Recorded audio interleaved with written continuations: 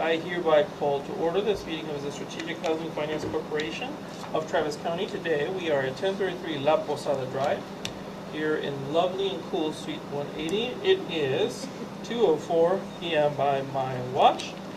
We'll go to item number 1, which is the call to order roll call confirmation of quorum. President Julio Gonzalez Alvarado. Present. Vice President Jan Winning. Present. Director Delete Becker. Present. Director Keisha Prince. Present. Director Lisa Reeves. Here. Director Rebecca Weber. Here. Would you have a quorum? Thank you. Is there anybody signed up for the public forum citizen communication?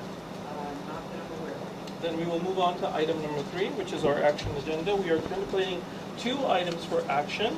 We will begin by receiving a staff briefing. I do want to point out to my colleagues, if you had a chance to look at some of the email correspondence you received, some of the topics you may want to ask about fall under attorney-client privilege, and we may want to go into executive session. I will use my prerogative as the chair to kind of flag when I believe we are going to those topics.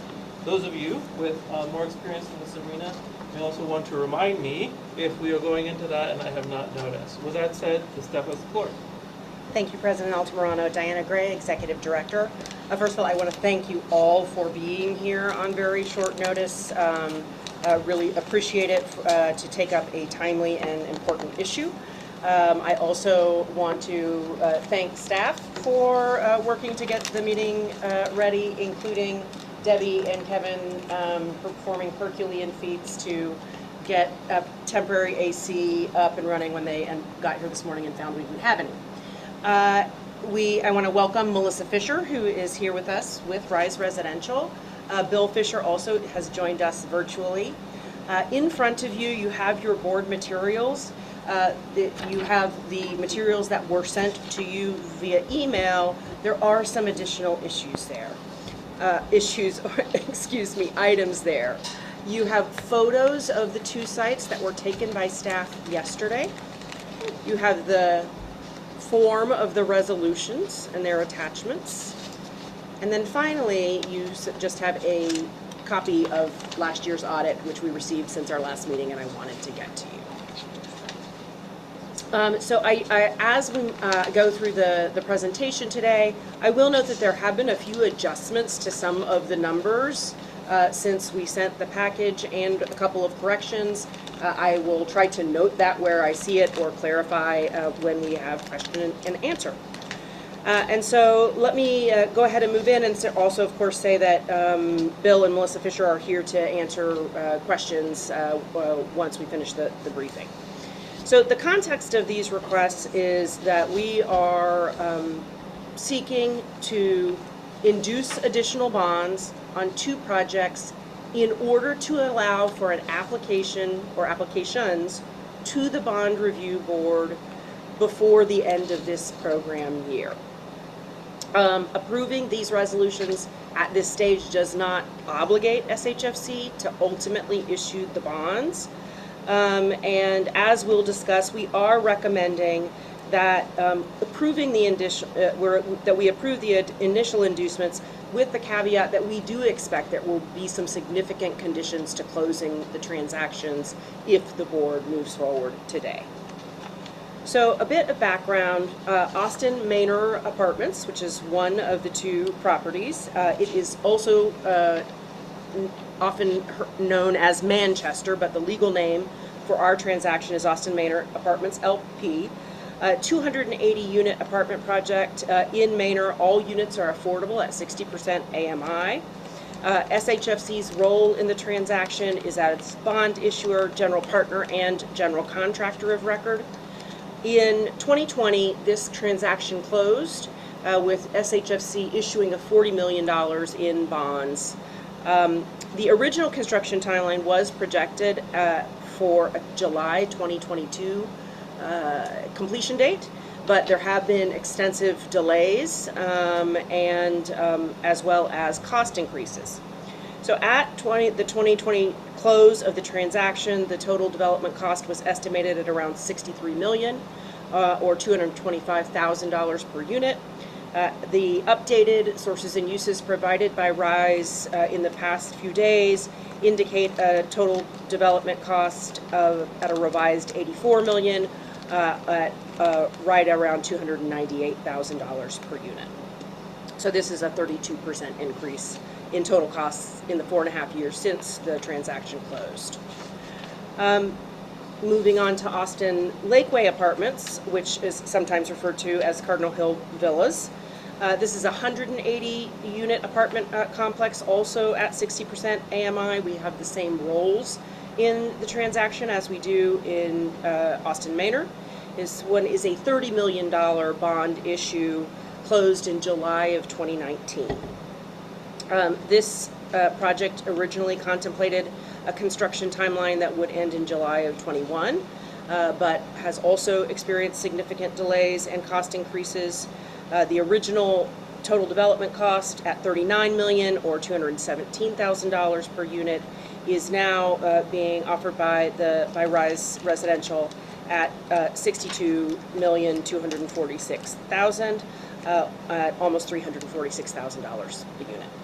And so this is a substantial increase of about 59% over the original total development cost. So I want to talk a little bit just generally about why the additional bonds are needed. Obviously, we've just discussed very significant increase in the total development budget, which means there are additional sources of financing needed for both the construction and the permanent phase. That, of course, even if you increased your permanent mortgage, would increase dramatically the debt service on that project, so that the project might be unsustainable. We'll talk in a little bit about how us issuing the bonds also triggers, as you know, the tax credit, so it brings additional equity into the deal, not just the bonds. But perhaps even more critical is what's known as the 50% tax test in the low-income housing tax credit program. And this requires that for 4% bond transactions, at least 50% of the land and construction cost must be paid with the private activity bonds that we issue. And because of the increased costs, the amount of the original bonds is no longer sufficient to cover 50% of the total land and construction costs. This is a pretty existential issue in the tax credit program, insofar as if you meet the 50% test, you basically get to count, all of your bases to calculate your credits. If not, you really can only say, if you only cover 40% of your cost, your credits are only calculated on that portion. And so just as a rule of thumb, it can very easily reduce the credits received by about half. So we have then two issues that come together. One is your costs have gone up. You need more sources just to cover those costs. But also, if your ratio of amounts covered with the bonds doesn't meet the 50% test, you actually might lose some of your original credits, further widening that gap. And at that point, I think the deals, one begins to question whether they're feasible at all. So next slide, please. So do you want to talk about this time sensitivity, why we are here today in a special called meeting? There are two options really for seeking additional bonds for these projects. One is the 2024 allocation year, which is in its final days currently. The last date to apply is August 15th, excuse me. And at the end of year, reservations are pretty much taken on a first come, first served basis. There are a series of collapses of different categories, etc., but largely it's first come, first serve. As part of that process, Council and our financial advisor have noted that TDHCA is poised to make two very large bond requests, totaling around $1 billion in the coming days. And so really, if we want any chance of getting a reservation in this year's round, we really needed to do this as quickly as possible. So we are, in fact, hoping that we would submit this afternoon if the board approves. If we are successful in getting a reservation in this year's program year, it would come by the end of this calendar year. If not, if we either don't apply or don't get a reservation in the 2024 program year, we roll into the 2025 bond year. The Bond Review Board uses something sort of generally termed a lottery, which I'm sure we've talked about here before. And based on that lottery system, which does some general prioritization, Hilltop, our financial advisor, currently projects that they think these projects would be likely to receive reservations probably around this time next year. So why does that matter so much? As we've said, construction is underway. RISE has projected that they believe they could complete the last building toward the end of March or in April of 2025. And so if we don't get a reservation until mid-next year and we still have to close the transaction, it really would mean that the timeline for construction on these projects would be further delayed. And of course, those delays have costs as well. Any questions? I'm going to maybe pause here and stop. Well, I'm going to talk next, I think, about some of the risks that we have identified in these transactions and that we want to mitigate, but I want to perhaps take any questions that you might have on the process related to the reason for the requests. Any questions at this moment, directors? No? No? Seeing none? Let us proceed. Excellent. So, as you know, we earlier this year, as I entered my role as executive director and we spun off from HATSE, it was important to the board and leadership that we do a review of our portfolio. And so we initiated that in March, April. And while that is still ongoing, we expect to brief the board likely in September. As we went through that process, we did identify some issues with the 4 RISE projects in our portfolio that raised some concerns and that we felt merited some resolution, corrective action, etc. So those 2 things have converged. We now have a request for an additional tranche of bonds on 2 of the existing deals, and we think it's important that as we consider this and potentially move forward, that we would work with RISE, with legal counsel, etc., to make sure that we are righting the relationship in order to move forward and deliver the affordable housing that is so important to the board, the organization, and the community. And so I'm going to outline some of those potential risks and mitigating strategies. I do want to say that these strategies would be implemented in a variety of ways. There are some things that staff has already identified as practices that we want to implement that don't require any formal action on the part of the board or in fact any changes to our formal relationship with RISE. We can establish some conditions to closing the transaction. Those would be memorialized by the board when you see the deal again. And then in some cases there may be elements of our legal agreement that we want to revisit and would like to amend as part of this transaction. That is a little more complex, particularly because we are not the only 2 parties in that limited partnership agreement. There is an equity investor as well, but we would explore what we could achieve in that space. And so just a reminder again on process, today is an initial inducement. Finalizing these risk mitigation strategies, what we want to do and what the board would be willing to accept, is not necessary today in order to move forward, because once we get a reservation, the deal would need to come to the board again in final form. I still think it's important for the board to communicate today what their expectations are about what you'd want to see in these deals and in the portfolio in general to satisfy you that you're comfortable moving forward on such transactions. So once we get a reservation, we have 6 months to close, just to give you a sense. But obviously, given the current construction timeline, we would want to, if approved, close these transactions as quickly as possible so that we don't additionally extend the construction timeline. Okay, moving on into some of the areas that we've identified where we may be able to improve the performance and relationship. The first two categories are generally around construction. First, looking at simply the level of cost increase that we are seeing in these projects. I think the Fishers are, with RISE, are here and ready to explain further to you some of the difficulties that they've experienced with these projects, which we did summarize for you in your materials. But in these scenarios where we see this level of cost increase, we think that it would be reasonable to secure a third-party assessment of the construction costs based on the existing plans and specs. We could look at capping some of the increases in builder profit, developer fee, and overhead, which are currently line items in the overall development budget.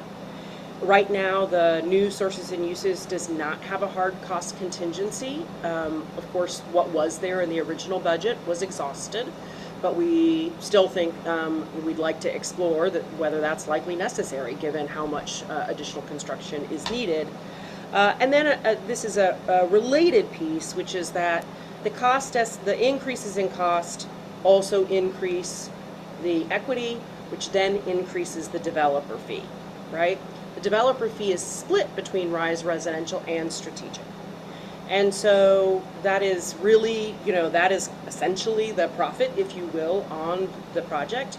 If, as we look at the project financials, it seems like that equity has really pumped that developer fee up significantly, we might consider requesting additional affordability, and in fact RISE proactively has offered to look at that and look at setting aside 10% of the units at least 50% or below, in some cases 30% or below.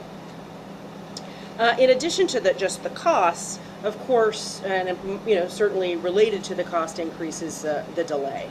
We are 2 years behind at least on these projects, and really want to understand and do what we can to ensure that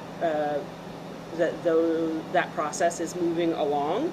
And so something that the board approved in our budget, mid-year budget amendment in late June, was third-party construction monitor, which we would move forward to do. In this case, I think given the history of the projects, we would likely utilize that a little more assertively than we might on other projects where we just use them for draws, but would propose having a construction monitor visiting site regularly.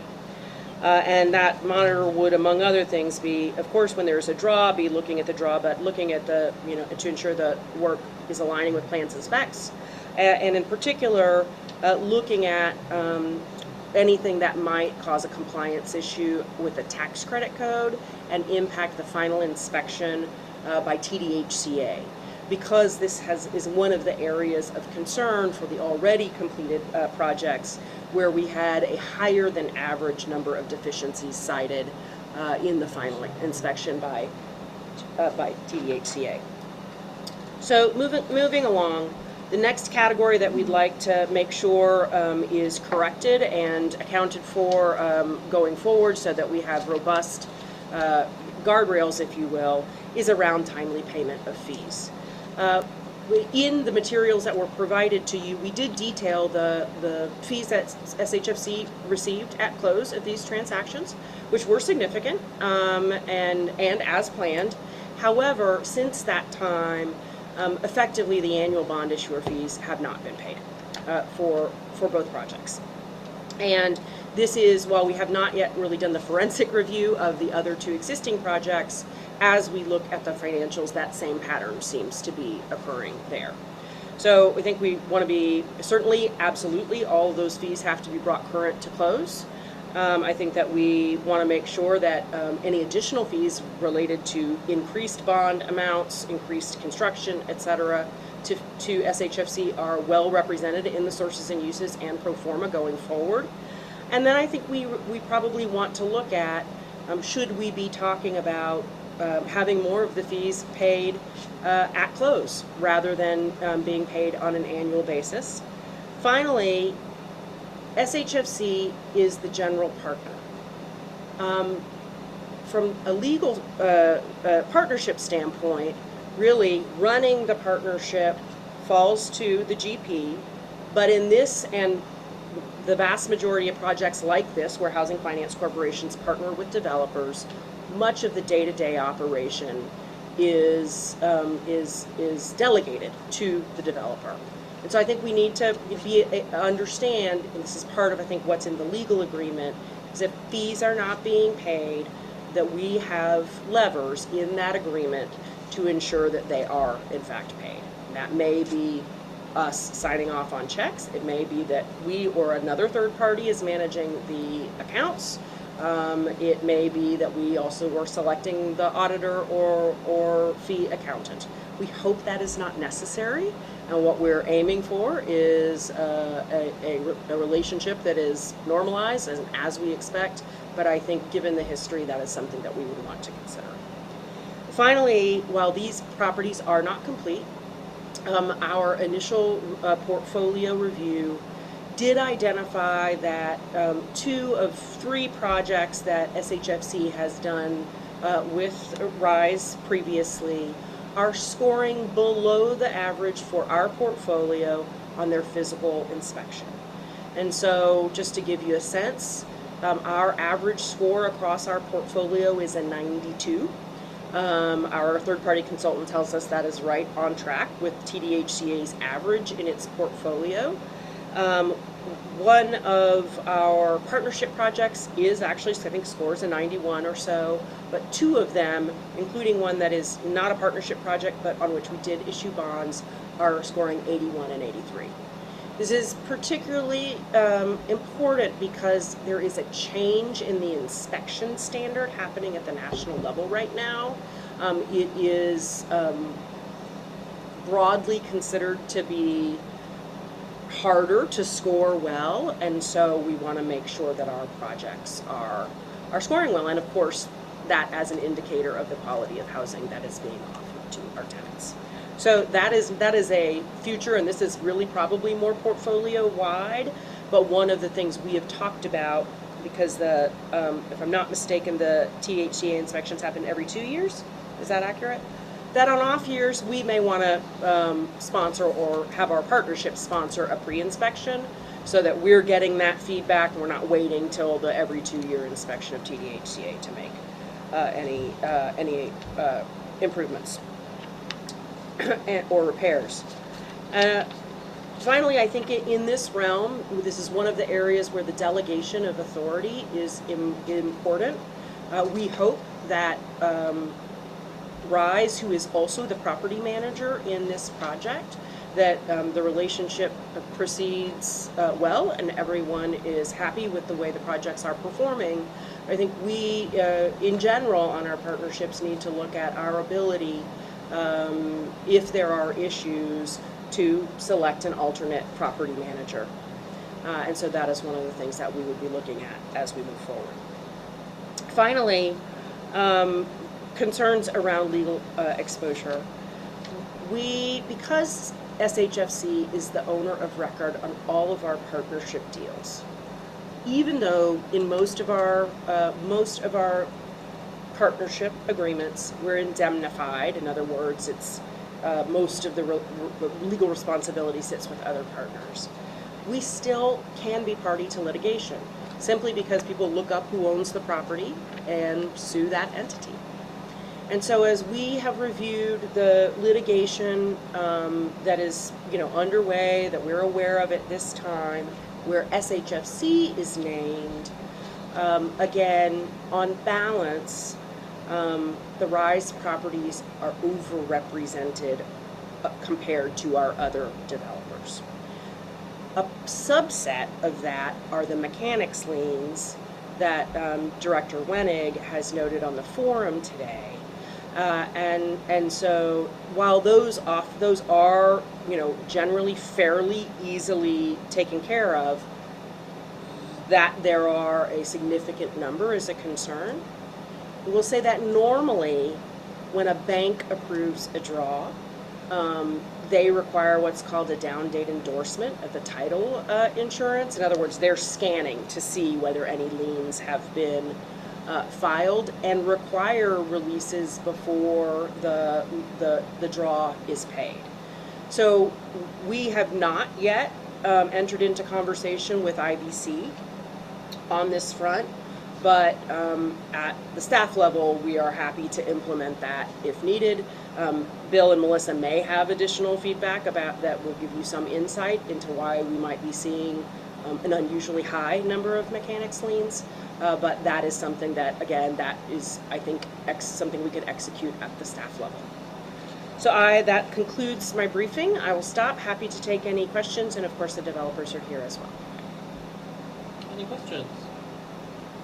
Okay, Ms. Becker, you are in the queue, and then anybody else wants to go? Any other questions at this time?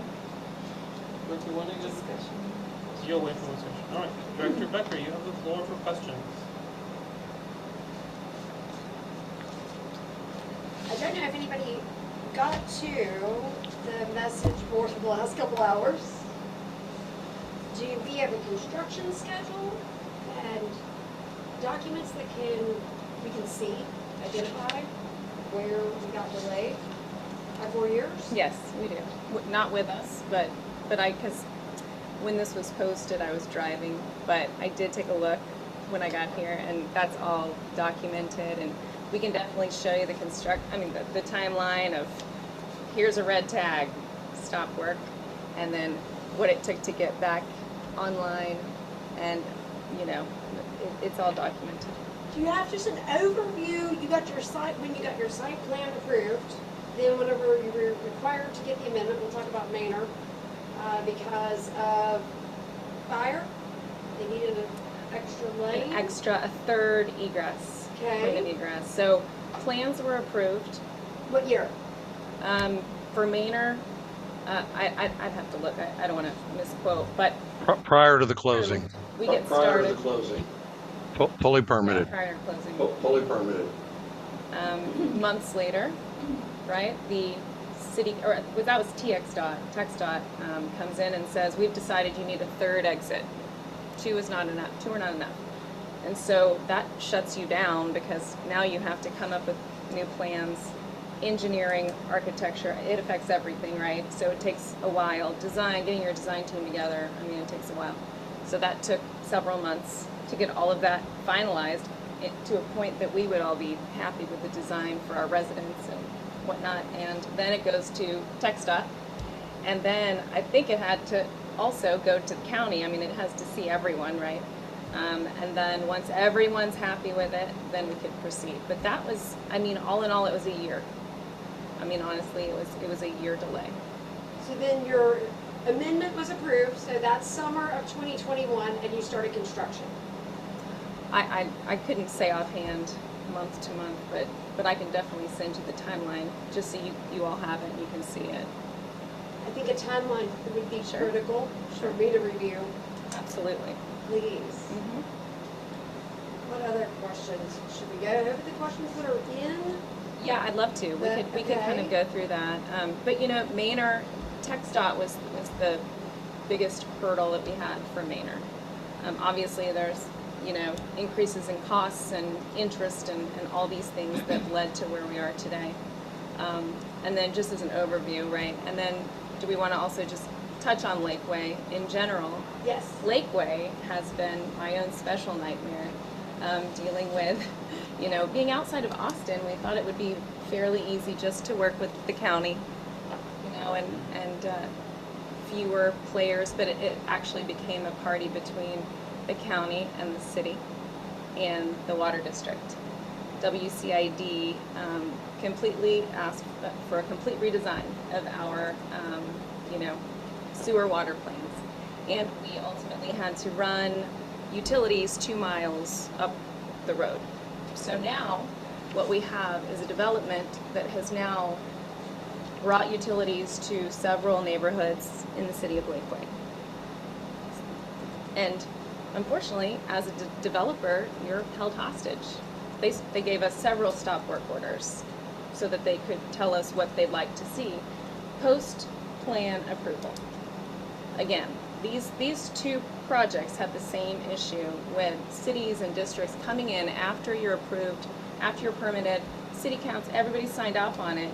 You start construction and they just stop you and they said, you know, I mean, unless we say you can work, you can't work, and figure it out, and this is what we want from you. One of the biggest hurdles as well with the WCID, you know, they give you an impact fee to you know, tap the water, extend your lines. That initial estimate was $974,000. That's fine, it was in the budget. Do you know what we wrote a check for 2 months ago? $2.5 million, because they decided that is what they wanted. And we tried to fight it. We did a lot of research into, you know, certain credits that you can apply to these utility districts if you are affordable. They said, nope, it's $2.5 million. So that's just one incidence with Lakeway. We had to pay it. And 2 months ago, we were finally cleared, and that's why you see lumber going vertical on the site. That's why we're framing. But it's taken us that long to get here because of that, because of some infrastructure. They're, you know, made us work on a road that we weren't supposed to work on until post-construction. Pyramid Drive, if you're familiar, runs behind the property. It was a pothole-ridden, almost a dirt road. And we promised going into the town, we said, once we leave, this will be much better. It'll be a paved, beautiful road for the residents who live behind our property. You're gonna love it. They said, that's great. Well, we've decided now that we'd like for it to be prettier and before you start, because you're gonna have your trucks coming in and, you know, this and that. And so this is just kind of the character of what we've been dealing with Lakeway and Austin. And so Austin has to approve everything we do too. So Lakeway, Austin, and the utilities districts. And we're happy to do it. This is just, it comes with the territory. It was just more players than usually what we're used to. The impact fees just came in at $2.5 million a couple months ago. When did you submit plans for them to approve everything? Before we closed. Years ago? I mean, 4 years ago? Yeah, 4 years ago. I've never seen anything like it. And you can see stamped approved plans. I mean, that's part of the closing package. And now if you look at what our plans look like now, they're very different. So that's kind of the overview of why we are where we are today. But I'm happy, as I said, we kind of saw these, I saw these as I kind of got here, but I have sent several of these out to the people who can answer them specifically, management and you know, depending on the question. Would you guys like to kind of roll through these? Yes, Is that okay? please. Okay. So I'm going to start at the bottom, actually. This question from Jan Winning. Director, yes. Okay, so appreciate the close. Mechanics liens. Okay, so I found that there are Rise properties developed as SHFC. On Lakeway there are 6 liens. Creekview there are 10 liens. I'm truncating this. Colorado Creek there are 6 liens. So, you know, now this is offhand because, you know, Colorado Creek is an operating property. So I'm surprised that you're seeing mechanics liens on operating properties. Once a property goes from construction to perm, at that transaction, when you go to your permanent loan, you have to clear all mechanics liens, and that's very common to have mechanics liens going into your perm conversion, because in order, you know, in the state, you have to preserve your rights to your money by filing a lien, right? So then at conversion, we pay everybody off, and it's a clear slate, and you move on and you operate your property and you fill it up and everything's fine. So I'm surprised to see that, but I have them looking into that. Creekview as well, operating property, it shouldn't be, so we can look into that. And can you tell me, did this come from a title company? If you scroll up on the message board, the first... It was a website? Take a look at my first comment, entered by Diana this morning. there's a website for Level set, there you go. but, so do you know where that data comes from? I was That's okay. completely on the run today. No, that's just okay. Google searching. Okay, yeah. I'll be honest, this So is what- not a deep dive. Right, so what you would want to do, you can pull it from title, and they'll give you the official report. So they will tell you if there are liens. So you'll be getting back to us on that? Yeah, we can do it, or you can do it. I mean, I'm happy to do it. Yeah, yeah. Actually, I'd like to see the lien releases. That's exactly what we'll There get. you go. I mean, Perfect. We'd like well- to see the final lien releases on all of these. right. Well, if they're not, yeah, that's fine. If We'll do it. you don't have a final lien release, because you're going through some issues. No, I then mean, these you are just- the, You just let us right. know, they absolutely. billed us for this, we're going through Right. this. This is not. So if we pulled the down date right now, if there are liens listed that don't have releases, those are valid liens then, and we'll either have to track it down or find a release. But if these listed on this Level Set website, they could be old and they're not, it's just a website. Maybe So- a history of all Yeah, liens because this is from ever. 2015 and Conjecture. 17, Yeah, so yeah. yeah. Some facts. would So be if they're so official helpful. liens, Yeah. we will absolutely have lien releases for you. And then for Lakeway, I would absolutely expect to see more than this, actually, because like I said, if I'm a subcontractor in Texas, I have to file a mechanics lien on a property if I expect to be paid my retainage, right? And retainage is paid at the end of the project when we get retainage from IBC in this case. So I would be filing a lien too. It just means that I've staked my claim and I'm letting everyone know that I am still due retainage, which is usually 10% of my contract, right? So that is all probably valid, but we can definitely run an official title report on all of these for you. So Lakeway and Are you Manor, talking about definitely. partial release of liens could be issued? I'm sorry? Are you talking about demonstrating that you have a partial release of those liens? Well, I mean, Or- yeah, going forward, at conversion, we would have a full release because they'd be paid their retainage. Now, we do have partial releases for amounts that we have paid these subcontractors. So if their contract was 100,000 and we paid them 90, they're we're still on the hook for 10. So we would have releases for the 90, but the 10 would still be valid until we close. So takeaway is we'll run the reports and send you all the details on all 4. Okay. Let's see. So when we're talking, revenue and payments of your fees, you all obviously will be paid for all of the issuer fees that are outstanding and due in the future. For the last 2 or 3 years, we haven't had enough funds, honestly, to pay, the construction costs, let alone issuers' fees, that we thought we would be stabilized and operating and paying like a machine at this point. And on Colorado Creek and Creekview, based on the audit, you all should be getting a check if fees were due, so we just need to round up on our existing stabilized properties. So that's our course of action there. Now for 2023, I think that our audit is pending going final, so we should have those numbers within a month too. And I think you were looking for 2022 on some of them. Colorado Creek and Creekview, it goes back to stabilize it to the year after close. On those, I think in one of the cases, the fee was paid in one of the years. Okay. So, and again, I've got to, get with accounting to reconcile all of these, but assuming that we owe them all, you know what, the bonds, at least for Lakeway and Manor, that's how we get to a place where we're paying all the fees that are due. Right. Creekview, Colorado Creek, they'll be paid. Okay. Is that- Yes, ma'am. So just to make sure I'm understanding what you it's kind of news to you that you haven't been paying the fees, you'll research it and report back.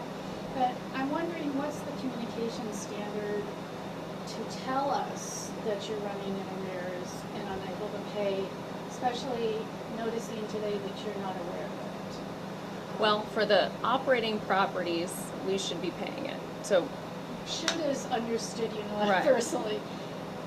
Where's the, who's watching the store and communicating with us if you can't pay? And it goes on for years. right, well, I think we've been in discussions because of the changing of the guards. There were questions on what we had paid and what we hadn't paid. So the last I checked, that was all kind of going on, but because there were questions on what had been paid and what hadn't. So Strategic didn't know what it had been paid for a little bit. Now, I think now we all know, right? And there was a question. So, I mean, You can send us your accounting. I think we did, but you all didn't have I have accounting not for the fees received it. either. So it's just been, we've been in talks to finalize what's due, what's been paid, and whether you all agreed with that as well. So our accounting, your accounting, reconciling the two together. Right? How long have you known that you were gonna need this increased bond inducement? I think we've been talking about it since late last year. Were we aware? Absolutely. On these as well as Bellingham? On these two, if I remember correctly. Yes. Yeah. Yes, sir. In the past, yes, go ahead. You have the floor, Director Pickard. Oh, was that a wave off? No, I'm saying yes. On that one, Back to you. let's go As to the long next as one. Julia knows, that's fine. Well, That answers my question. Yes, but knowledge is not exculpatory. It's just yes. We are aware that we have partnerships with Rise. We've been talking about Rise for quite a while. But whatever your next question may be.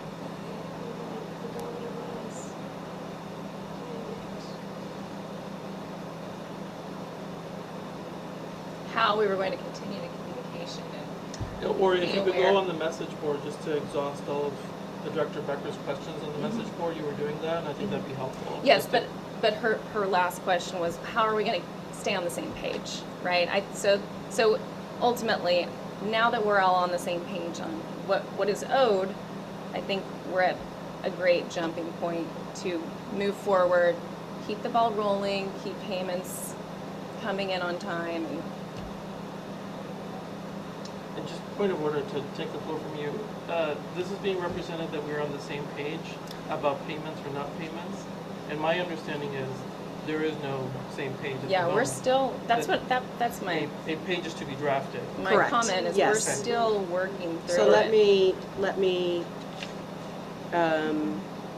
give you my interpretation, having, of course, arrived in January.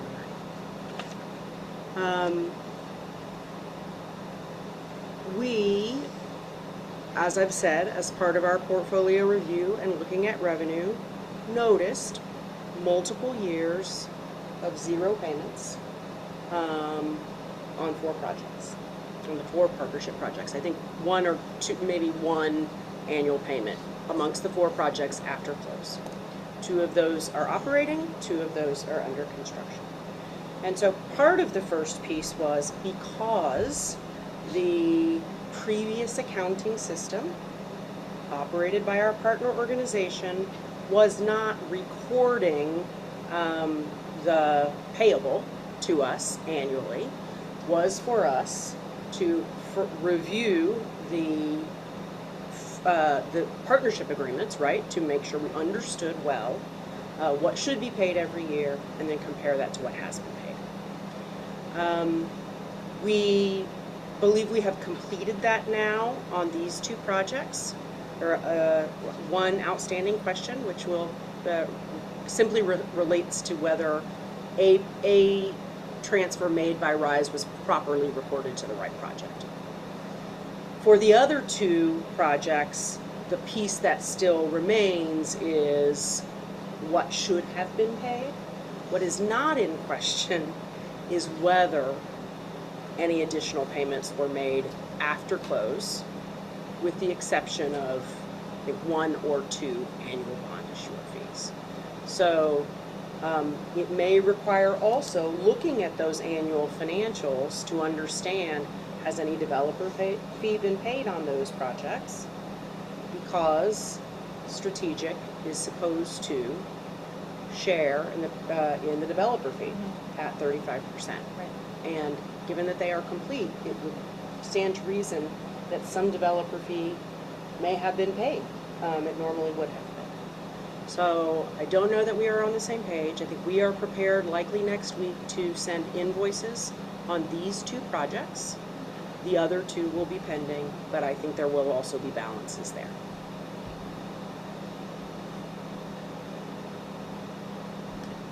Director Becker, you still have the floor, and if it would be helpful to expedite this part of the conversation, if we could quickly go through the remaining questions on the message board before we tack on new ones. I'll finish with this one. Thank you so much, staff, for driving by and doing this. This is incredibly helpful. So I'm assuming the first 2 pages, or 3, are Maynard. Where are you at in construction? Whose area are you working on? Oh, that's Lake Lake Bay. Bay. Okay, where are we at in Lake Bay? I had a conversation on site yesterday, and the level of completion that was reported to me was 20% on Lake.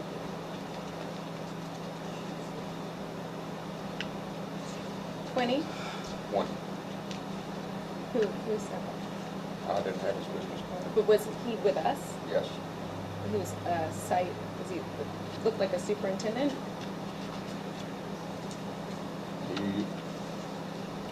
I don't know his name.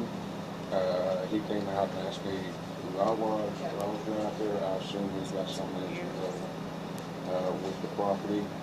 But I asked him while I was on site, what was the level of completion? And it was 20% is what the answer that I was given. I would tend to agree with that because I've been seeing the site for 6 months now. And aside from a couple of slabs that had been poured in the upper section, the pit looked like it had been prepared for pour for some time, but there was 0 activity. And out of the visits that I've made to that property in the last 6 months, the last 2 were the only 2 that affected or showed that additional work had taken place since my original visits. Right. Because that coincides with our payment of that permit, that impact fee. I'm on the point with this topic, even though Director Becker has the floor. Can I ask her to go forward? If Director Becker yields the floor, I we am will yielding and we will give handing it to it over. Director I've Winning. had the Go majority ahead. of my questions Yes, asked. all right, Director Winning. I just wanted to say I was at the property yesterday as well, and did not interact with any of your superintendents. Can you I- speak up, Jim? Sure. I was at the property yesterday as well. I made it a point to put on my calendar before this meeting to try to see what was going on, because on Rise Residential website, there's just that hole in the ground, right, as a photograph. And so I really wasn't clear, because I wasn't going to spend time and I didn't have official business to do that, on whether this was you guys or somebody else building. But what I can say isn't in these pictures, and I did take pictures of piles of lumber that were rotting and warped. So there's been years that have passed since delivery of lumber bundles, like pallets and pallets and pallets of them. Like that? Yeah. Yeah, I don't like that either. Now I have close-ups. No, it's but terrible. I think that speaks to a context that I just want to try to build a context to our deliberations today and a track record of, Sure. you know, Sure. how do you operate? What's your ability to handle hiccups or potholes in the road, literally and figuratively? Right. If you know you're in a 3-year downspin because you can't get your water utility approved from the confluence of entities between the city of Austin and the county of Travis County, why is the wood out there rotting? Well, there's So let's answer that that specific question. Yeah. Why is the wood rise? There's lead time in ordering lumber, right? It's one of our biggest budgetary line items. And in the span of that time period, it was start and stop. So we have to order things to be ready as soon as they give us the go so we can start moving that day, because time is money. So unfortunately, Well, some of the lumber is protected and Yes. wrapped well, and some of it isn't. And Mhm. I'm not a At- construction at one point, supervisor, right. I'm just wondering, at what? wouldn't you think, right? Yes. At one point, it was all wrapped. Mhm. Now, when we go and inspect it, when it's time to start, if it's not usable, then it's unwrapped, we're not gonna use it, right? Nobody wants that. So we have to order new lumber. And so this is the process. So unfortunately, if we've ordered it, it gets there and we're stopped again, the best we can do is wrap it up and hope that it's gonna be a short stop. I mean, unfortunately, I know, it's not a pretty answer, but Do you yield the floor, I Director yield the- Winning? Back to yes. Director Becker. Do you have any additional questions from the message board person that you would like answered? Okay. Director Winning, do you have any additional questions? Just in terms of the unexpected cost expenditures in the context, again, you have many multiple properties. Is this something that you could summarize as having hit all of your properties, or just these two as strategic? no, not to this level.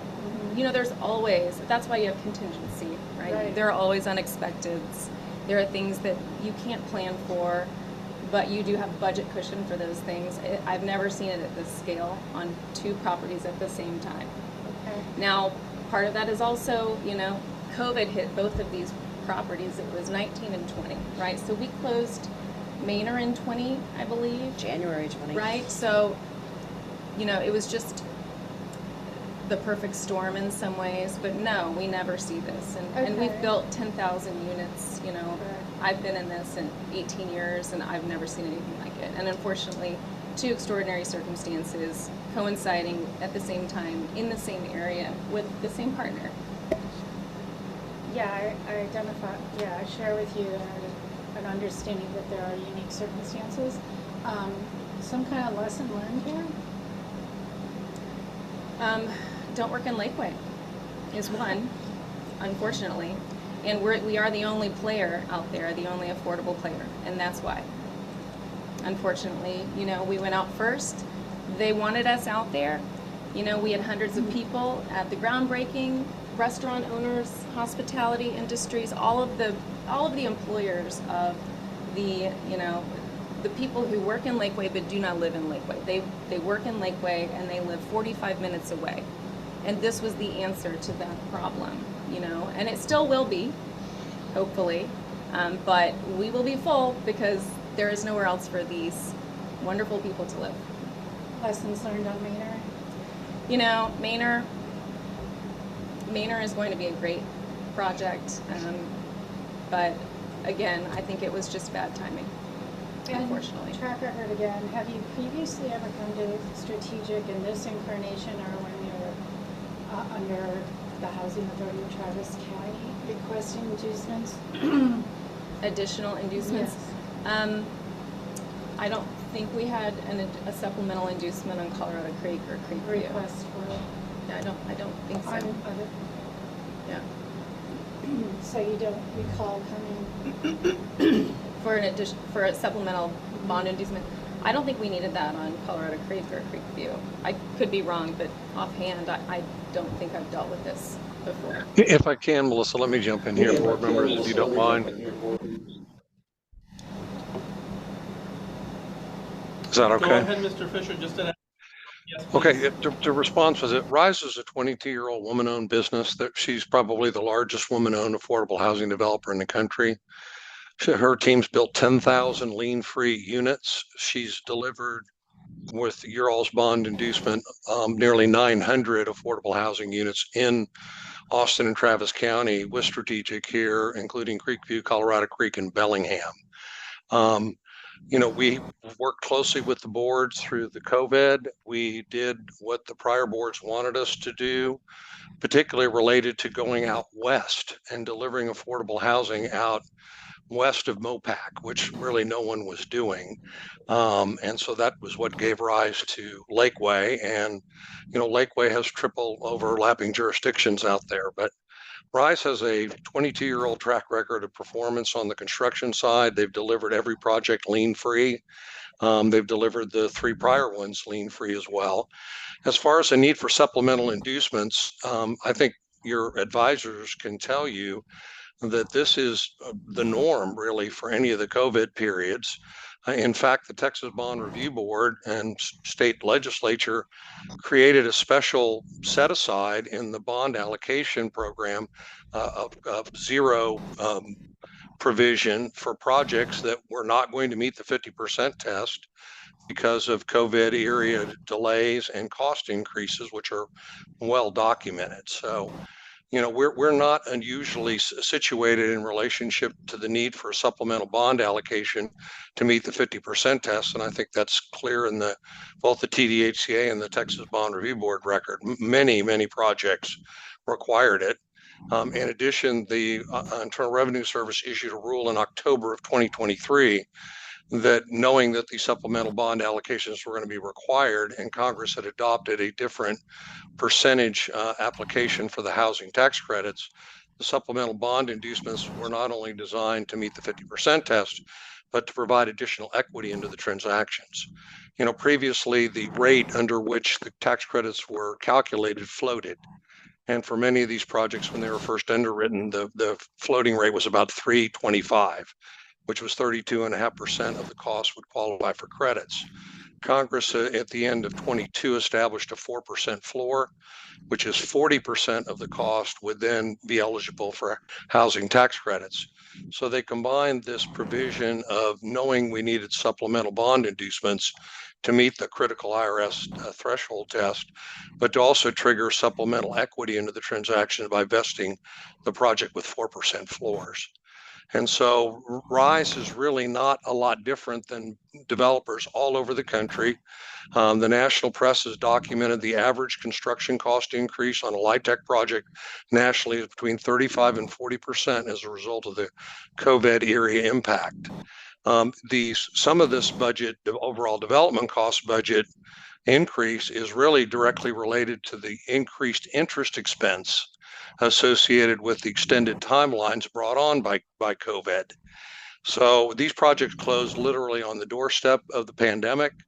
We were although we were fully permitted, ready to start, we were immediately unable to do any construction for more than a year because government was closed in Austin and we could not get inspections. We met with the mayor in Austin to talk about ways in the high-tech community that we're in where we could video every footage of underground utilities and infrastructure that was installed so that an inspector could literally view it from their house. And also they would have a recording that they really don't currently have because the inspections are literally spot checking, right? We're installing hundreds of feet of pipe and underground activities, and the inspector is only coming out periodically to inspect the work in place. That was not going to be permitted.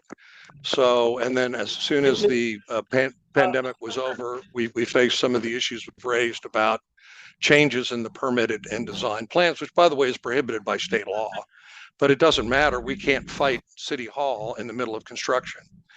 So these are the issues that Rise has encountered, and I think Thank you. Does anybody on the board have any additional questions at this time? Director Weber. So, there's so much information we're missing. There's so much. I've got a fan behind me. Yeah, there's so much information that we're missing, and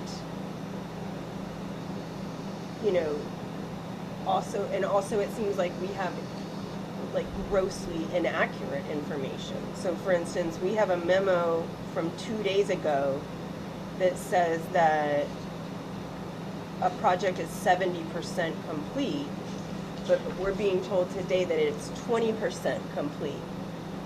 Yeah, this is one of the errors that I mentioned at the beginning. Rise communicated with us on Friday that Lakeway was at approximately 50%. 50.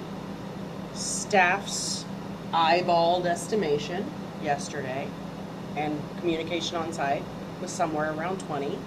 Certainly we want to understand better where we are in terms of the progress and the budget, but those are both estimates.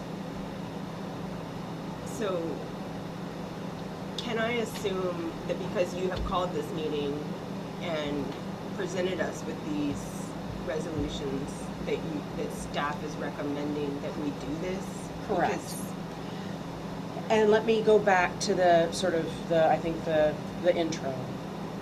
What we are recommending is that we pass the board approve the initial inducements today. That allows the application to be made to the bond review board. We are clearly recommending to the board that we would not close the transactions without significant improvement in some areas, conditions to close, and potentially amendments to the agreement. And the board gets to make a decision based on whether those terms are satisfactory to it or not in the future. So at the same time, we also have that period to gather the more technical information that may be necessary for the board to feel like it's making a good decision about the final disposition of the asset. Maybe put that flow chart back up So the flow chart on the slides. about the places of review that will be re-engaged Correct. with. Did you have any other questions that you want to Yes. answer before we? I have a specific question, which is, are there penalties for paying these fees late? And The issuer fees. So I think in the answer is I don't know. I don't remember seeing any interest rate on the fees, but in some cases the partnership agreements allow for unpaid fees as loans to the partnership, so that is something that we can explore with council and get back to you on. So it might earn interest if it's unpaid, but owed. But to be clear, staff is recommending that we move forward even though there's a lot we don't know, and it seems like some of what we've been told is not true. Staff is recommending that we move forward with the inducement to allow us the opportunity to secure additional resources for these projects, in part because we are already in them and there's some risk there of what happens to the projects if additional bonds and particularly therefore credits cannot be secured. We recognize that there are some discrepancies, and I do think we want to give, because at least speaking personally, being fairly new here and having really dug into these deals as part of this transaction, since our portfolio review is already underway, I do want to allow for some time for clarification if there are areas in which we don't understand well what has happened or what the status of the transaction is.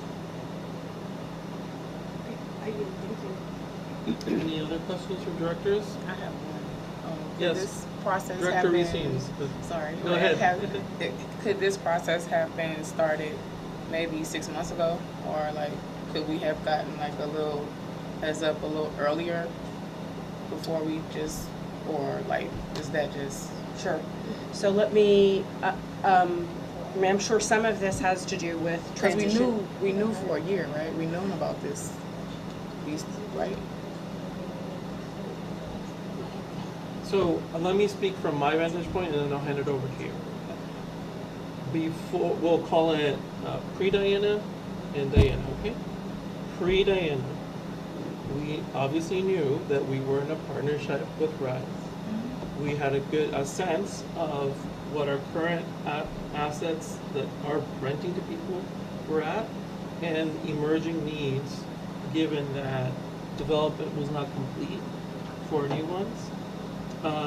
I think there's been different discussions about what's the best way to proceed with this particular dilemma, where we are not fully at the place we want to be in a relationship with a developer partner. And as we were having that conversation about different potential tactical approaches, right, we were also, let us put it this way, going through a lot of other things. So in the Diana era, one of the things we've committed to is portfolio review. And so now we are looking at everything very methodically and developing sort of strategically coherent approaches to the different issues.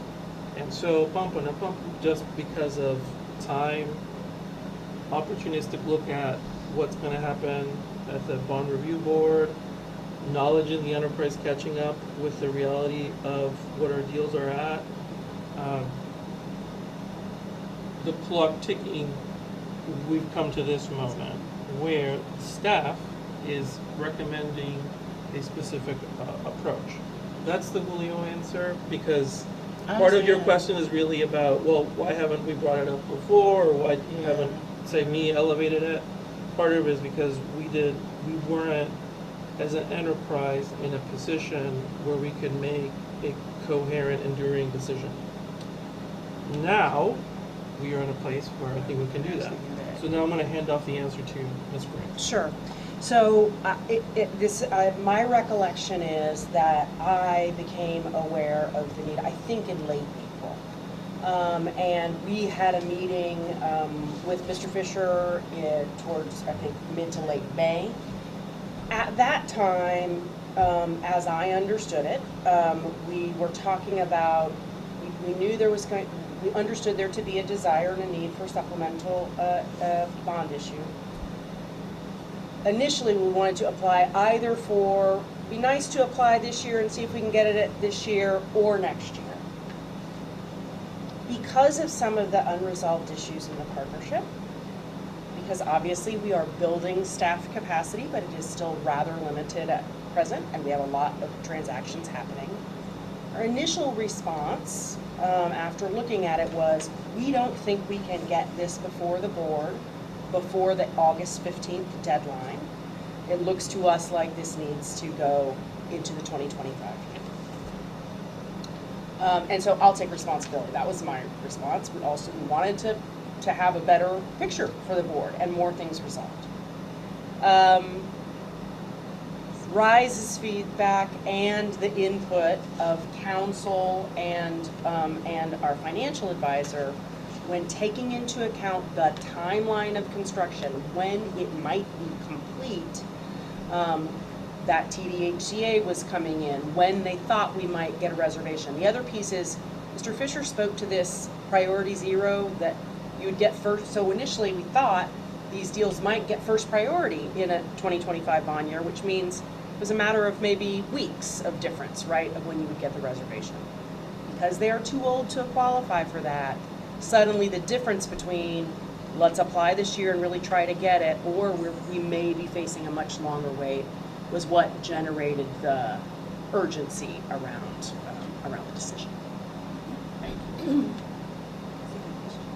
Having said that, I think absolutely in the future we will work with our partners to say, we need a supplemental inducement. Let's be talking about, because let's be talking about that 6 months before, et cetera, getting it in queue. Do you yield the floor to Director Reams? Oh, I'm done. Okay. She answered Director me. Thank you Robert. guys so much. I'm just wondering will this not come back, when will this come back to us? At close? And then my second part of that question is, will we see a new public benefit analysis as part of that? So can we throw up the little diagram again, and I'm going to ask for our third-party partners to check me because I don't have TEFRA hearings, et cetera, in here. But let's say we would submit an application hopefully today or tomorrow And then, depending on when we get the reservation, could be by the end of the year, or the other likely alternative based on the best understanding of our partners, our third-party partners, is mid-year next year. At that point, you have a reservation and the 6-month clock starts ticking. You have to close within 6 months. And the board, as a matter of course in all of your bond deals, approves what normally are quite standard documents for the most part, right?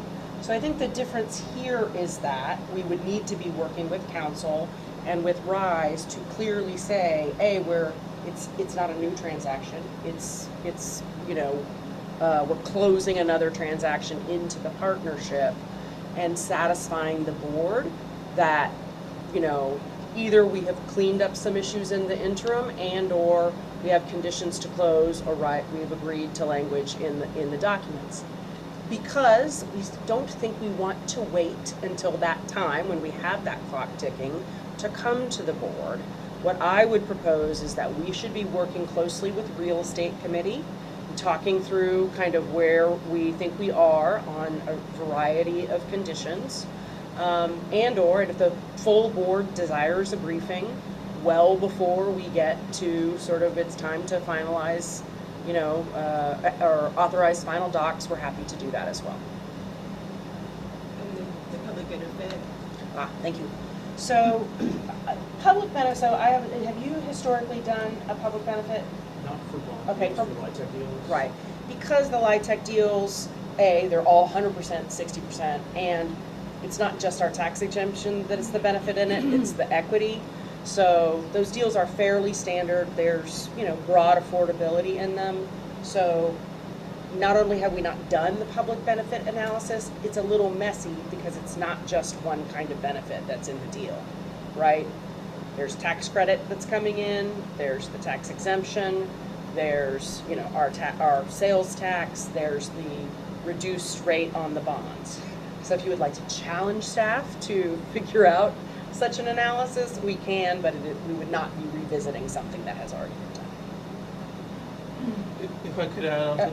Oh, go ahead. Can I, just to clarify one thing that I think is important. So today, if you pass this resolution, it just basically authorizes an application if staff wants to file an application. Once that application is filed, you don't have to do anything, but if the BRB does, if you do get the application hit, then you have an opportunity to issue bonds if you want to. You still don't have to. You have 180 days to close if you want to close, but you do not have to close. You can at any point, if you don't reach a satisfactory deal, if you're not comfortable, if you can't negotiate what you think is appropriate, you're not obligated to close. This is kind of just giving you the option to move forward if you find a satisfactory outcome. Do you yield the floor, Director Wood? Follow-up question to council, do you recommend this?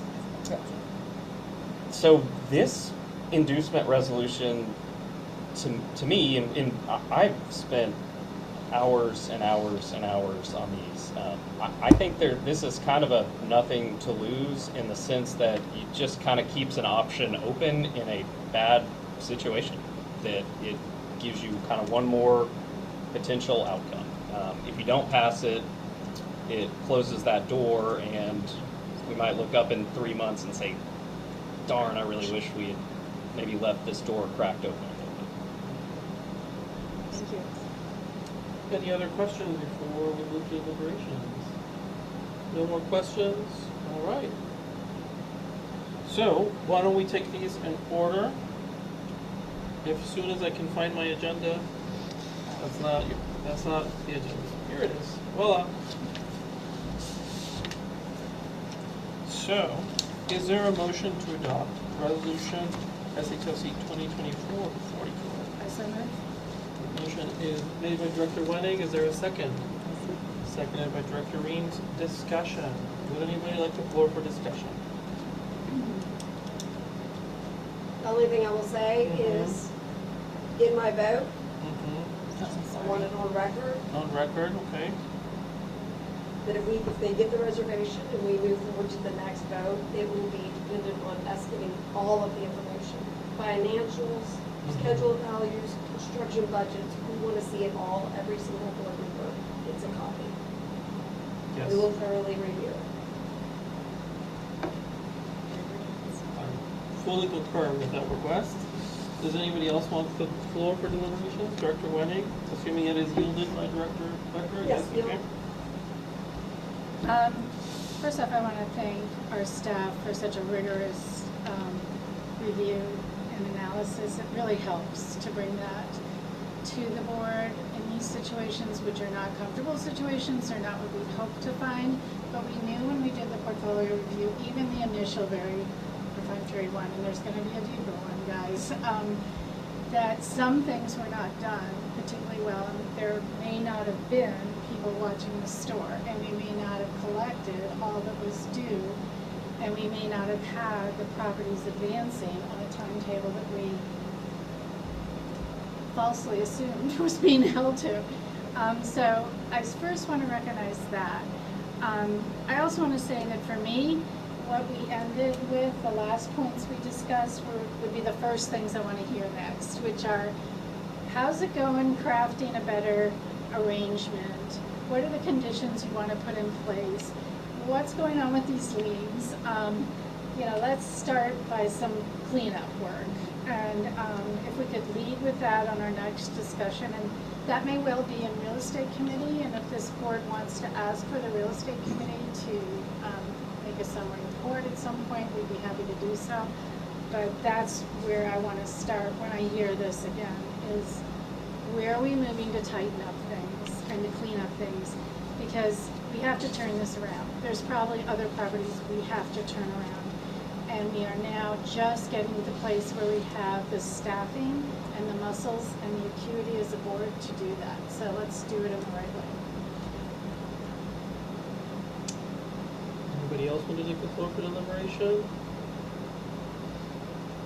Dr. Weber?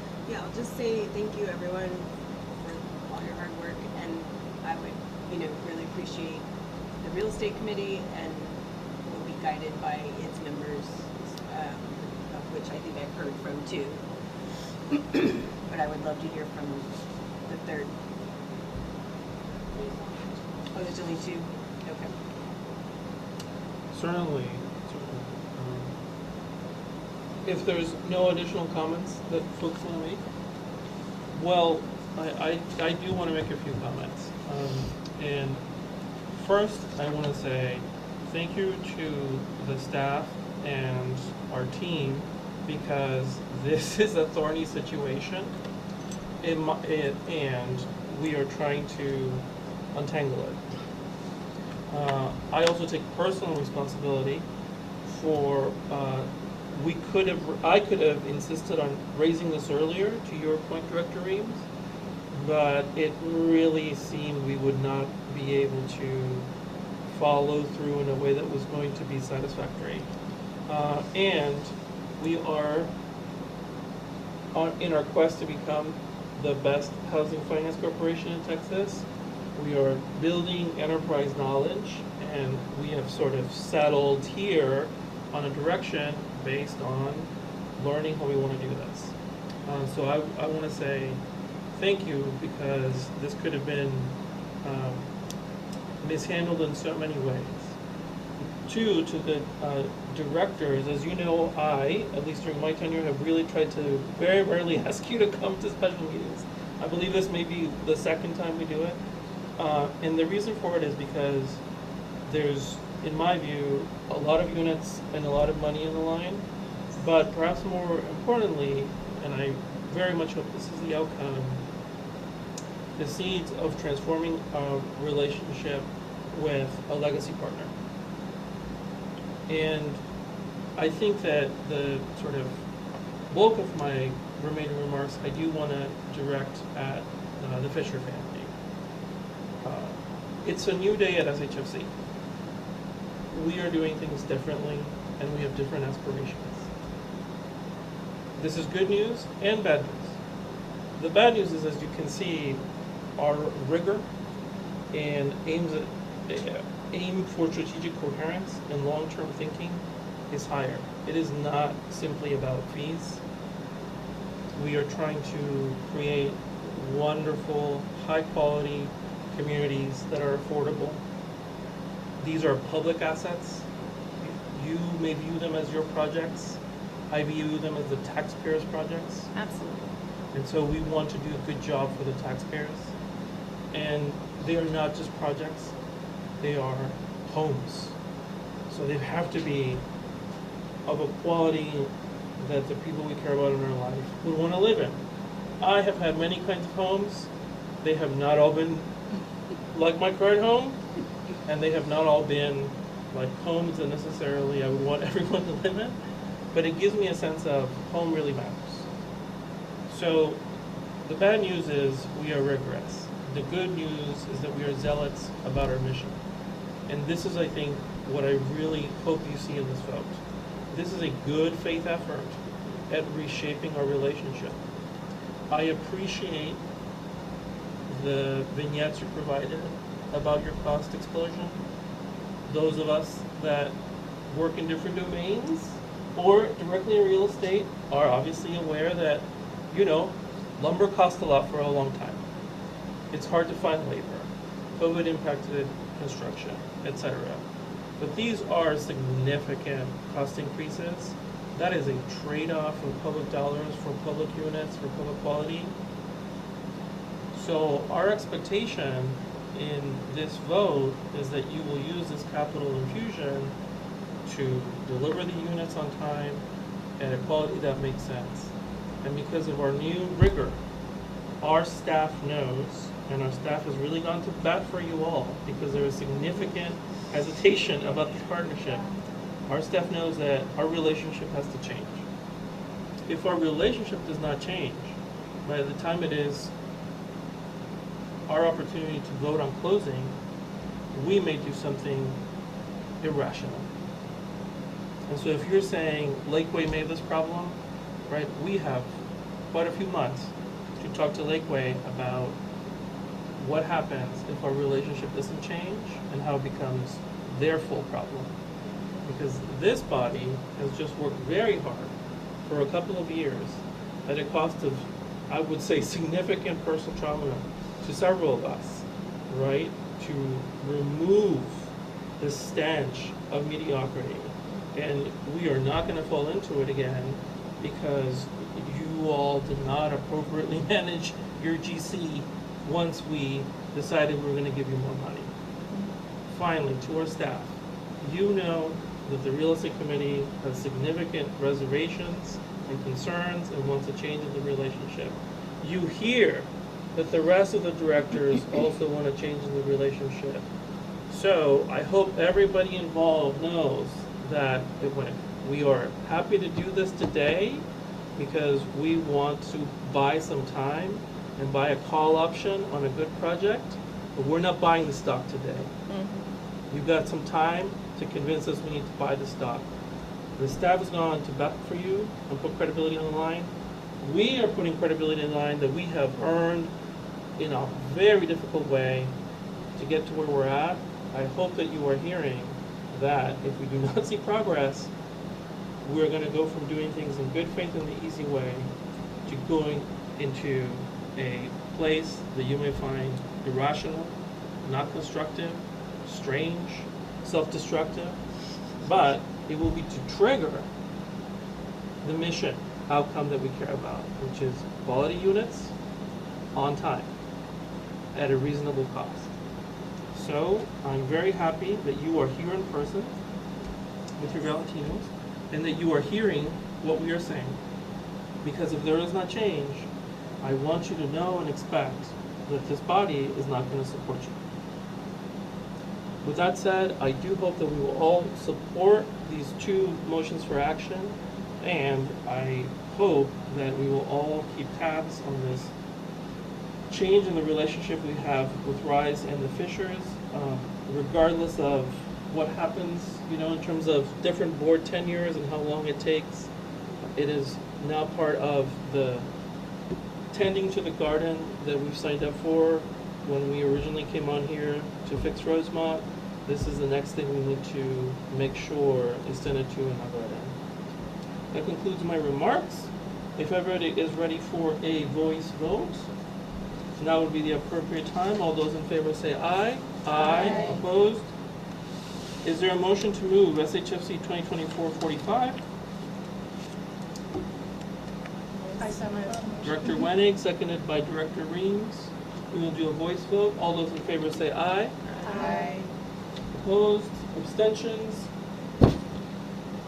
Seeing no new and unfinished business being raised by the body, I will move to adjournment.